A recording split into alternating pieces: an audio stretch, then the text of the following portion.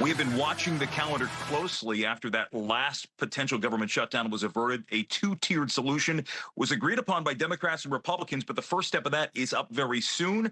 Word over the weekend breaking of a potential deal. Let's talk about it with Max Cohen from Punchbowl News up late with me tonight here on the Final Five. Max, good to see you again.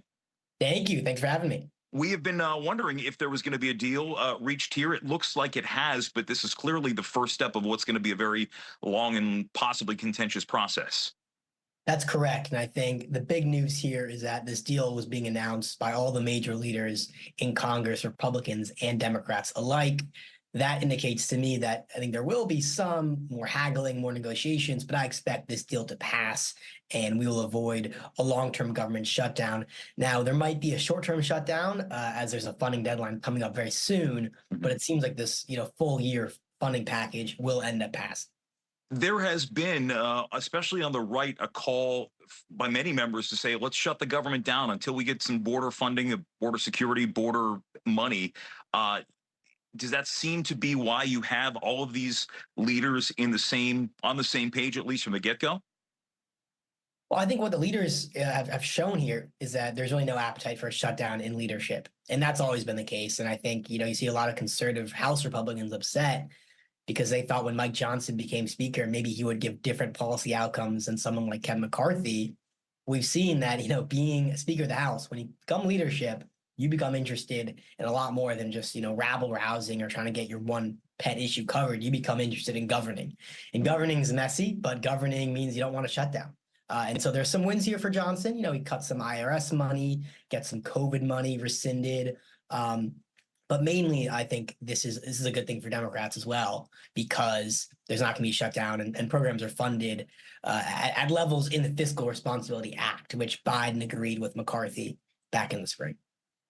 And it's amazing when you think about just where we were a year ago around this time, where you had Speaker McCarthy just getting the gavel. And clearly there's a new sheriff in town who approaches the job a bit differently here. But we're also in an election year where you can imagine, as you talk about the Democrats, everybody's kind of looking at that because there are a lot of voters out there who don't, some want chaos, but by and large, voters, they want to see Washington working in some way, shape, or form, whether it be from one direction or the other. Yeah, I'd agree with that. So when you see the calls for people want to shut down the government, in a year when people want to be out there campaigning, right? If you remember Congress, you're up for election. You don't want to be stuck in D.C. haggling over a spending bill when you could be back home in your district trying to get your job for another couple of years. That's another big factor here, is that normally there aren't fights over funding in election years because people are on the trail. Many of those members are coming back to D.C., and we're going to see Congress back fully in session. A lot of those members were down at the border. A lot of the Republicans were down there with Speaker Johnson. What's going to be topic A for them? What's going to be the biggest priority in this first week back?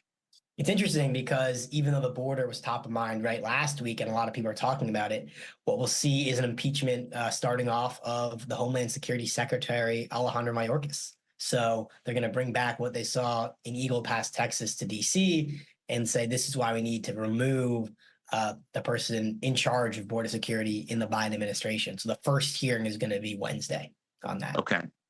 And beyond that, impeachment, or the Hunter Biden situation, impeachment inquiry continues. Sort of like a lot of those items that were sort of left unhandled by the end of 2023. Those will come back into focus as well. Exactly, and I'm glad you brought up Hunter Biden, because also on Wednesday we're going to have the two main committees running the impeachment inquiry into the president, Judiciary and Oversight. Over in the House, they're going to be marking up a report which would hold Hunter Biden in contempt of Congress for defying a congressional subpoena.